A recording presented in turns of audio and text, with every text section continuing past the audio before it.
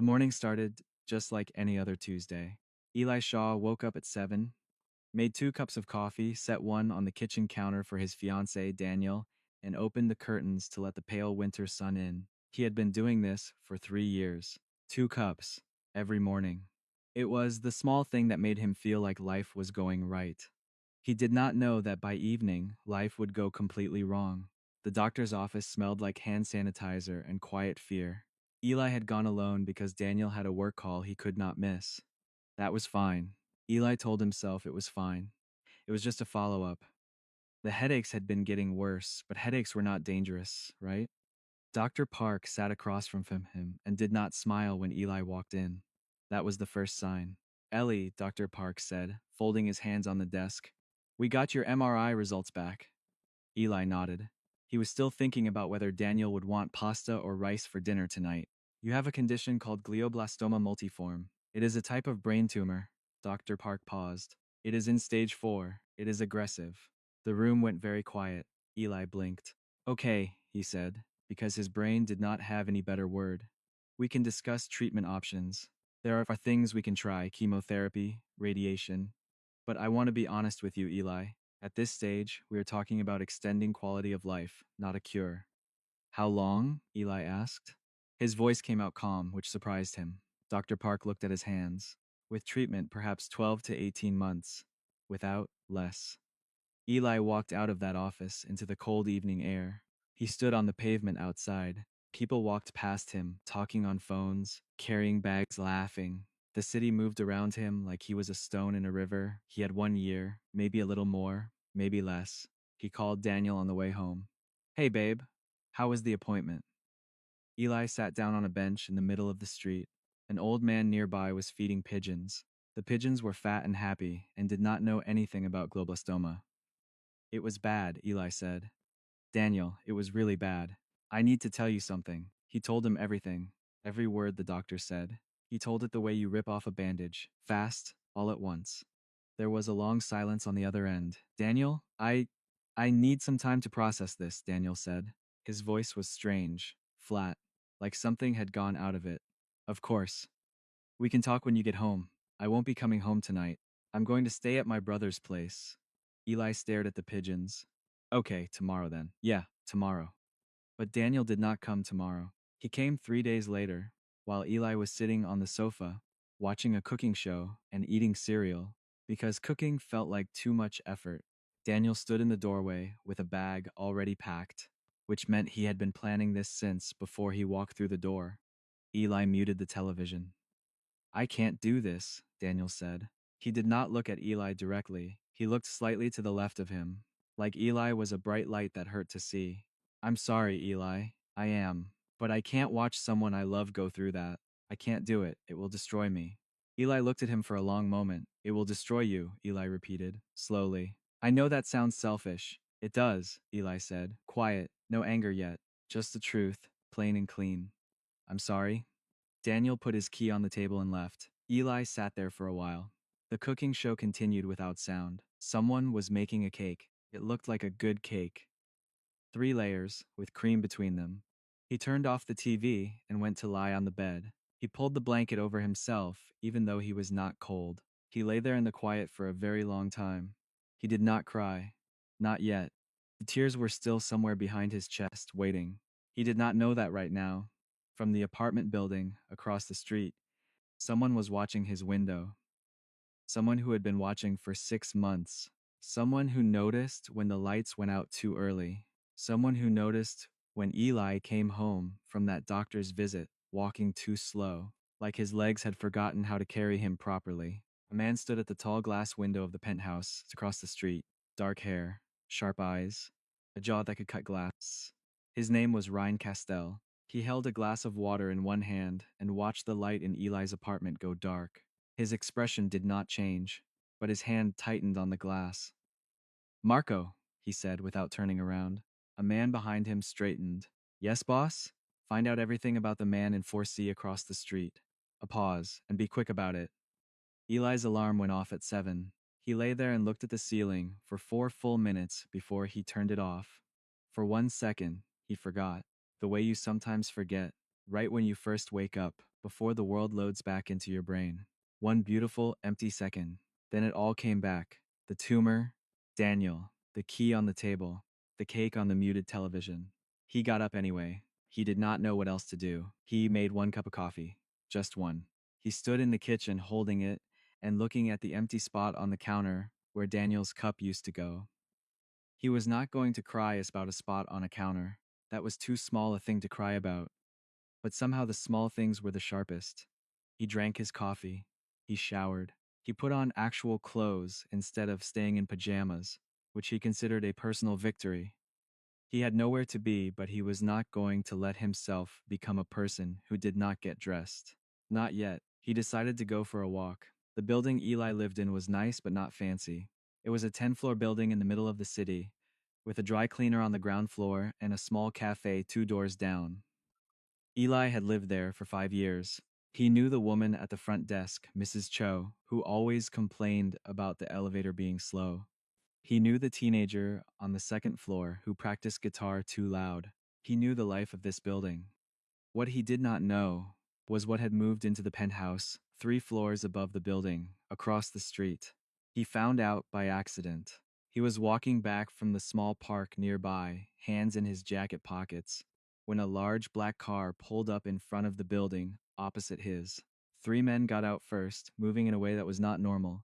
Heads turning, eyes scanning, like bodyguards, like people who were paid to be careful.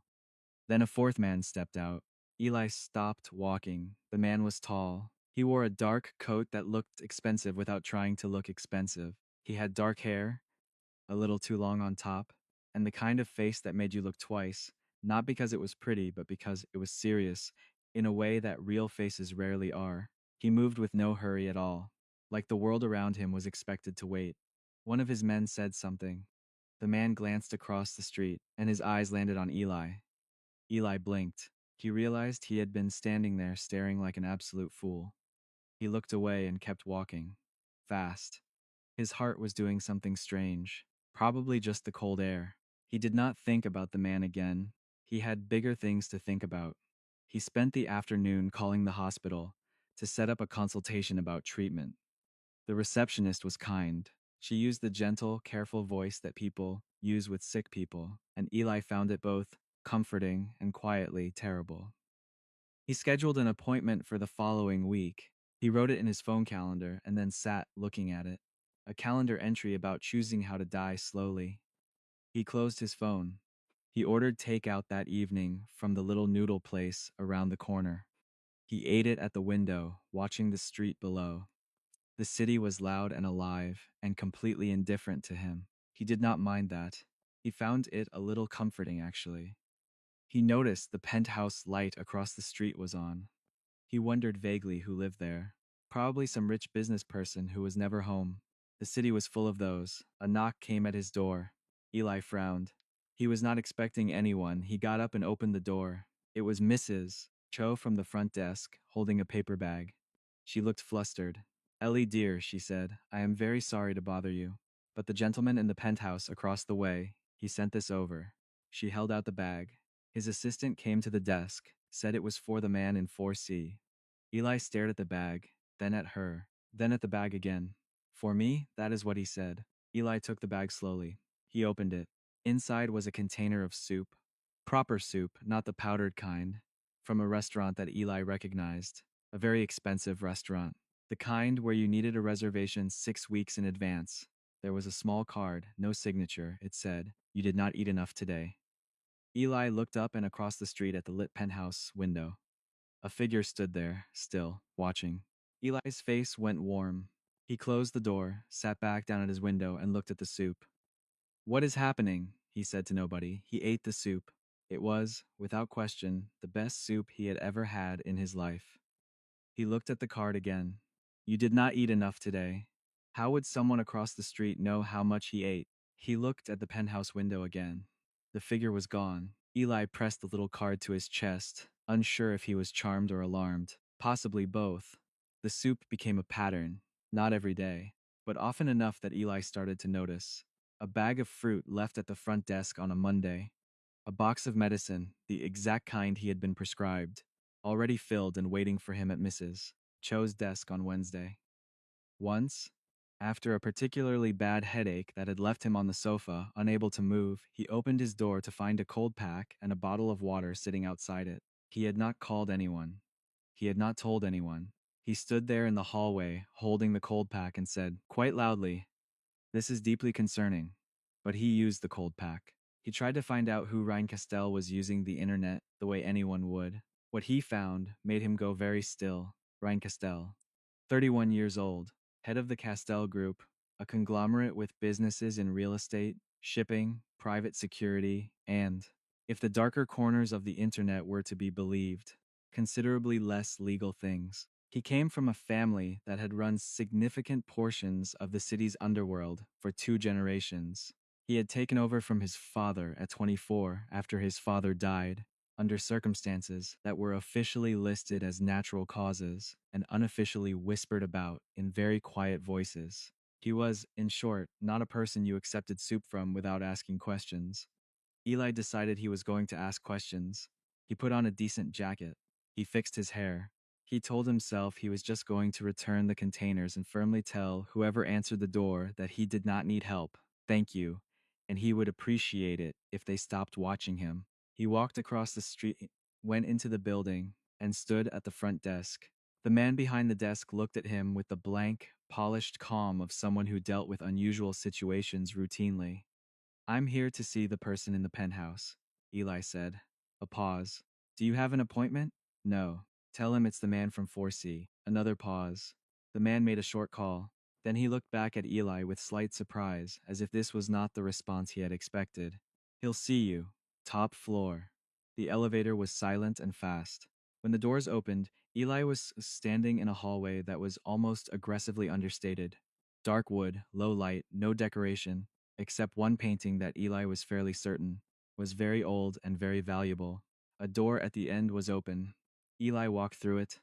Ryan Castell was standing by the window, exactly where Eli had seen him from across the street.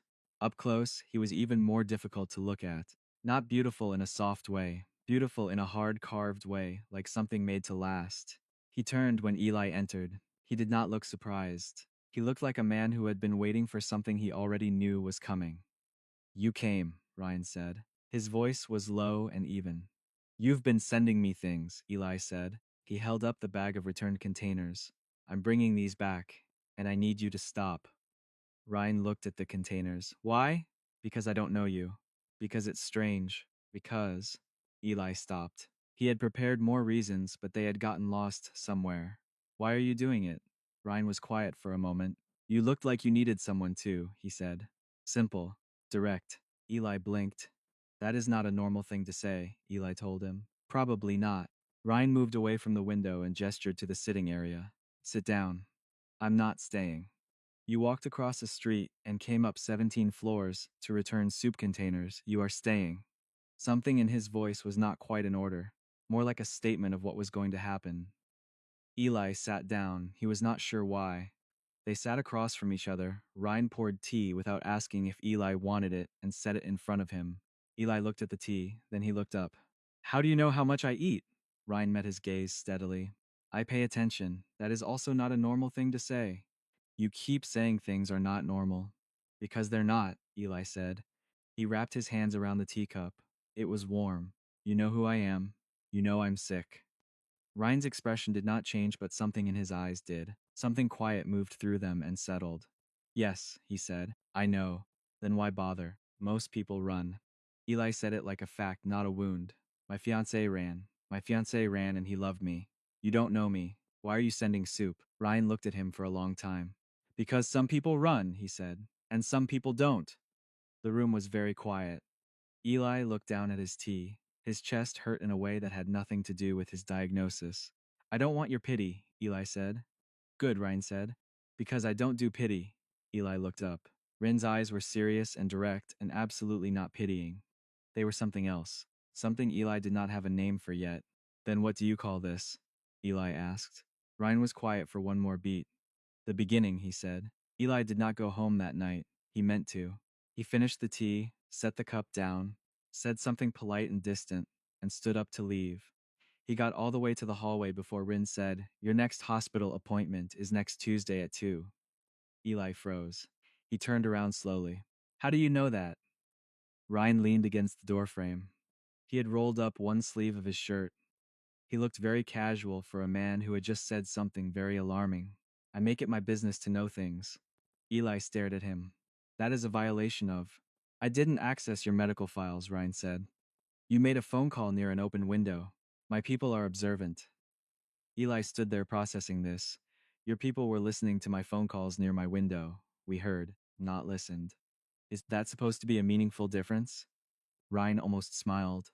It was a very small almost smile, but it was there. "Come to the appointment. I'll take you." "You were going to take a bus. A bus is fine, in the rain, with a migraine." Ryan raised one eyebrow, very slightly. "You had one this morning." Eli opened his mouth, closed it. He had had a migraine this morning. A bad one. He had taken his medication and sat in the dark for an hour. "You are the most unsettling person I have ever met," Eli said. "Probably," Ryan agreed.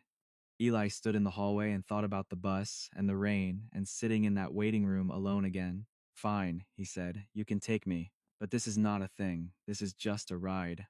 "Of course," said Ryan. He did not look like a man who thought it was just a ride. Tuesday came. A car was waiting outside Eli's building at 1:30. Not the large black car from before, something smaller, less obvious. Ryan was already inside. Eli got in and did not say good morning. Ryan did not require it. They drove in silence for a while. The kind of silence that was not uncomfortable, which Eli found slightly annoying because it should have been uncomfortable. "Are you scared?" Ryan asked, without looking at him. Eli watched the city go past the window. "Yes," he said, because lying seemed pointless. "But not in the way you'd think. I'm not scared of dying exactly. I'm more scared of it being slow, of becoming smaller, of losing things one at a time." He stopped. He had not meant to say that much. Ryan said nothing for a moment. Then, "That makes sense." Eli glanced at him. "Most people say something comforting, like you'll be fine or stay positive. Would you prefer that?" Eli thought about it. "No," he admitted. "Actually, no." The hospital was the hospital. It smelled like hand sanitizer and quiet fear, exactly as it had the first time. The doctor discussed options, treatment plans, timelines, side effects. Eli listened and took notes on his phone and asked sensible questions because falling apart in a doctor's office was not going to help anything. Ryan sat beside him the whole time. He did not offer false reassurance. He did not make it about himself. He sat there like a wall, solid and present, and asking one or two quiet, sharp questions that Eli had not thought to ask. Questions about treatment access, about second opinions, about clinical trials. When they walked out, Eli stopped on the pavement outside. "You read about this," Eli said. "Before we came. You researched it." Ryan looked at him. "Yes." Eli felt something move in his chest. He looked away quickly. "Why?" he asked. His voice was quieter this time. "Because you deserved to walk into that room with someone who knew what was being talked about," Ryan said. "Not someone who sat there confused and useless." Eli stared at the traffic. He was not going to cry on a pavement in front of a mafia boss. He was absolutely not going to do that. He managed not to. Barely. "I think," Eli said carefully, "that you are a very strange man. I've been told. I also think," Eli continued, still not looking at him, "that maybe it would be okay if you brought soup sometimes. Not always. Just sometimes." There was a pause. "I can do sometimes," Ryan said.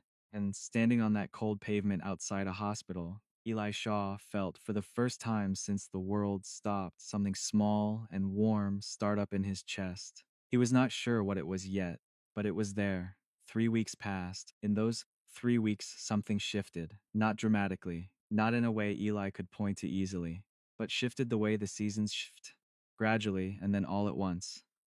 Ryan started taking him to his treatment sessions. Eli started stopping by the penthouse for tea. It was, by any measurement, a strange arrangement. They were not friends exactly. They were something without a clear name. Eli learned things about Ryan in small pieces, because Ryan was not a person who gave information freely. He learned that Ryan drank his coffee with no sugar and no milk, which Eli found almost personally offensive. He learned that Rin had one sister, Nadia, who lived abroad and called every Sunday and was apparently the only person in the world. Rin laughed with fully. He learned that Reen's work was dangerous in ways that were never described directly but present. In every careful movement, every quiet bodyguard, every late night call that made Reen's face go still and serious. He also learned that Ryan had been watching him for 6 months. He found out by accident. He was sitting on Ryan's sofa going through the research Ryan had printed for him about clinical trials. When he knocked a folder off the side table, papers slid out. He picked them up and froze. They were photos of him, taken from a distance over several months, getting coffee, walking in the park, sitting on his bench feeding the birds the way the old man used to, coming home with groceries. They were not creepy photos. There was nothing sinister in the angles, nothing voyeuristic. But they were proof of attention that went back far further than 3 weeks. He heard Ryan come into the room.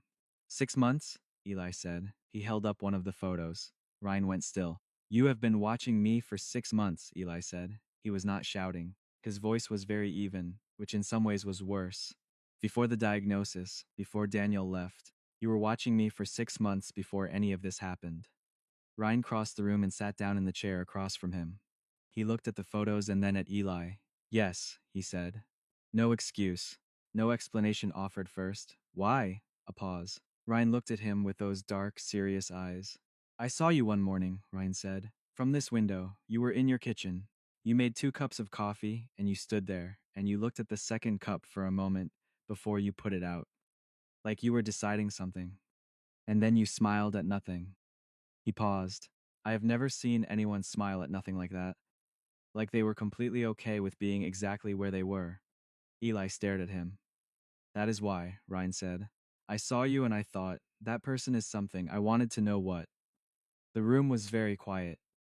Eli looked down at the photo in his hands, him on a bench in the park, head tilted up toward pale winter sun. That's not a normal reason to watch someone for 6 months, Eli said. I know. It is also, Eli added slower, the most honest thing anyone has ever said to me. Ryan said nothing. He waited. Eli set the photo down. He looked at Ryan across the small space between them. I should probably be more upset about this, Eli said. Probably, Ryan agreed. I'm working on it. Something passed through Ryan's expression. Not quite a smile, but close. Take your time, he said. That evening, Eli sat at his own window with his 1 cup of coffee. He looked across at the penthouse. The light was on. He could see Ryan's outline at the window, the same as always. But this time, Eli lifted his cup in a small, deliberate salute. Across the street, a hand rose in return. Everything was going too well. Eli had started to notice that when things were going well, it meant something was waiting around the corner. He had become suspicious of peace. He was right to be. It started with a man outside his building. Eli noticed him on a Thursday. He was standing near the dry cleaner on the ground floor, doing nothing in particular. Average build, average coat, average face. But he was there when Eli left in the morning, and there when Eli came home. And the next day, and the next. Eli mentioned it to Ryan on Friday evening. Reen's expression did not change, but he set down his cup with a careful, controlled movement that told Eli something was wrong. Go to the kitchen, Reen said. What? Please. The word was quiet but urgent. Eli went to the kitchen. He could hear Ryan on the phone, voice low and quick. After a few minutes, Ryan came in. He stood in the kitchen doorway looking at Eli with an expression that was new, careful, and something close to worried. He's not mine, Reen said. Eli felt his stomach drop. Then who? A man named Voss. He runs operations in the east of the city. We have had conflict with his organization for 2 years. Ryan paused. He knows about you. About me. Eli said it flat. Why would someone like that know about me? Because you have been seen with me. Multiple times. In public. Ryan's jaw was tight. He is trying to find leverage. Eli sat down on a kitchen stool. He pressed his hands together in his lap and thought about this.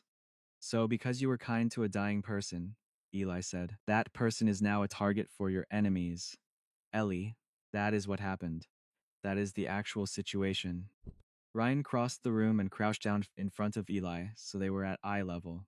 It was the closest they had been physically, and it was startling in a way Eli was not prepared for. I am not going to let anything happen to you, Ryan said. Low, direct, absolute. I know, Eli said, quietly.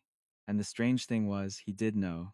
He believed it completely, which should have alarmed him and somehow did not. But Ryan, I'm already dying. What is he going to threaten me with? Something crossed Ryan's face. Pain. Real, visible pain. Don't say that, Rin said. The words came out rough. Eli looked at him. Why not? It's true. Because I don't accept it. Ryan's voice was careful, like he was choosing every word. I have been in contact with a research facility in Germany. They are running a trial for your condition. It is early stage, but the results are Rin. Eli put his hand on Rin's arm. Just lightly. You can't fix this. I know. A pause. I'm going to try anyway. They looked at each other for a long moment. Then something happened that neither of them planned. Eli leaned forward and pressed his forehead against Ryan's. Just that. Foreheads touching, eyes closed. Ryan went completely still, like an animal that was afraid to move in case it scared something away. They stayed like that for a while. In the kitchen, in the quiet. Thank you, Eli said, very soft. Ryan's hand came up and held the back of Eli's head, gentle and careful, like he was holding something he was terrified of breaking. Don't thank me, Ryan said. Just let me. Voss made his move on a rainy Thursday night. It was not violence, it was worse, it was a video.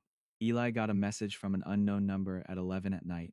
It was a short video clip, taken from what looked like a security camera, inside a hospital, a doctor at a desk, and someone who Eli did not recognize immediately, but then, with a sick lurch, did.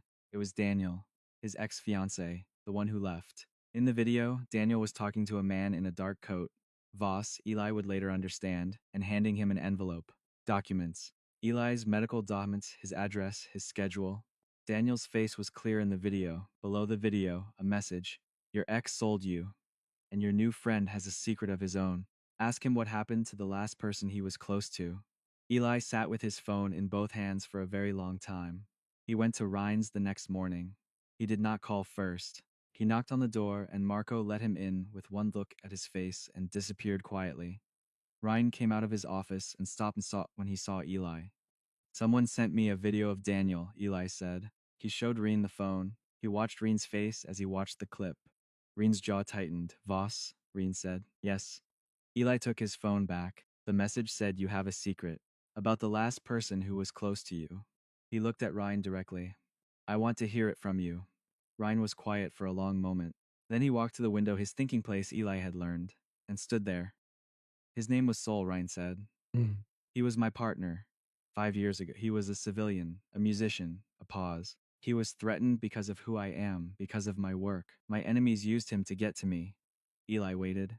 He was hurt, Ryan said. The words were flat, but the control it took to make them flat was visible. Not killed, but hurt badly. He left after. He was right to. Another pause. I swore after Saul that I would not let anyone close again, that I would not put a civilian in my orbit. He turned to look at Eli. And then I saw a man in the kitchens, smiling at nothing, Ryan said. And I was not strong enough to stay away. Eli crossed the room. He stopped in front of Ryan. You should have told me, Eli said. Yes, I am angry that you didn't. I know. Eli looked at him. But I also understand why you didn't. A beat. And I need you to understand something. I am not Saul. I am not unaware of what your life is. I walked into this knowing what you are. I stayed knowing what you are. He took a breath. And I have maybe 1 year, possibly less. I am not spending it safe and alone and sensible. Ryan's expression broke. Just for a second. Just at the edges. Ellie, I am spending it, Eli continued. Being recklessly and completely present, which means if you want to be in my life, you are in it. All of it. Not from across the street. In it. Ryan reached out and took Eli's face in both hands. He did not kiss him. He just held his face and looked at him, like someone memorizing something they were afraid to lose. The German trial, Ryan said. I spoke to them yesterday. They have a slot. Your profile fits perfectly. There are no guarantees, but Eli. Tell me the odds, Eli said. 30% for significant regression. 15 for full remission. Eli laughed. It came out wet and not fully in control. Those are terrible odds. They are better than 12 months. Eli put his hands over Ryan's hands, which were still holding his face. Okay, Eli said. Okay, let's do terrible odds. And Ryan pressed his forehead to Eli's, the same way Eli had done in the kitchen, and held on. 6 months later, the rain was light. Eli sat at the window of Ryan's penthouse with a cup of tea. Ryan's tea, because Ryan had quietly replaced Eli's instant brand with something far superior without being asked. He watched the street below, the dry cleaner, the little cafe, his old building, 4C, which now had new curtains. Someone else lived there. He lived here now. It had not been a conversation exactly. It had been a Tuesday, when Ryan had come home from a very long meeting, looking exhausted, and found Eli already there, having made dinner, and had simply sat down and eaten without asking how Eli had gotten in. And after that, neither of them brought up Eli having his own key. The trial in Germany had been hard. 6 weeks in a clinic that smelled like clean floors and cautious hope. Treatments that left Eli tired in ways he had not known tired could feel. Ryan had flown over on weekends. He had sat beside the bed and read to Eli out loud from a history book that Eli had picked specifically because it was boring enough to fall asleep to. Ryan had read every single in his low, even voice, not minding that Eli was asleep for most of it. There had been bad days, days when Eli was scared and small, and the tumor felt like a presence rather than a medical fact. There had been a night when Eli woke up crying, without knowing why, and Ryan had been there, awake, without question, just there. There had been a day, a specific Gold Tuesday in the clinic cafeteria, when the doctor had come in and shown them a scan, and told them the tumor had shrunk significantly. Not gone, not fully, but shrunk, dramatically, beyond projections. Ryan had put his head down on the cafeteria table, which was the most visible thing Eli had ever seen him do. Eli had rubbed circles on his back and not said anything because there was nothing to say. Now, 6 months after Germany, sitting at the window with tea, Eli heard Ryan come into the room behind him. Your scan is next week, Ryan said. I know. Eli did not look away from the window. How are you feeling? Eli considered this. He had a headache, low level, which was normal now and not the alarming kind. He was tired. He was also, genuinely and in a way he had not expected, happy. Not the performing happiness kind, the quiet, actual kind. Good, he said. I feel good. He heard Ryan come to stand behind him. Hands settled on his shoulders. Eli leaned back against him. Daniel sent a message last week, Eli said. I know, said Reen. Of course he knew. I didn't open it. A pause. How do you feel about that? Eli thought about it. Fine. I feel fine about it. He looked at the street. I wasted a lot of energy being angry at him, but he taught me something. He showed me what fear looks like when it makes choices, and I decided I was not going to let fear make mine. Ryan's hands tightened on his shoulders slightly. There is something I want to say, Rin said. Eli turned to look up at him. That is not your usual opening. I am practicing. Something in Ryan's expression was doing an unusual thing. Soft. Uncertain. On Ryan Castell, uncertainty was remarkable. I have not been good at this. Any of this. People. Saying things. He stopped. You're doing fine, Eli said, gently. I want. Ryan tried again. I would like, if you are willing, for this to not have an end point. I know the situation is not simple. I know my life is not simple, but I want. He stopped again. Eli stood up. He took Ryan's face in his hands, exactly the way Ryan had held his face in that living room 6 months ago. Ryan, he said, I am already here. I am already staying. You don't have to find the sentence. Ryan closed his eyes. When he opened them, they were very close. I love you, Ryan said. Plain, quiet, like a fact. I know, Eli said. I love you too, a small smile. I have for a while. How long? The soup, Eli said. Honestly, it was the soup. Ryan made a sound that was incredibly a laugh, a real one. The kind Eli usually only heard on Sunday phone calls with Nadia. Eli kissed him, brief and warm and complete. Outside, the rain was stopping. On the street below, the city went on, loud, alive, indifferent.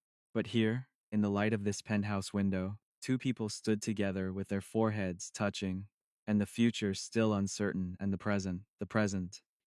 Absolutely, entirely enough.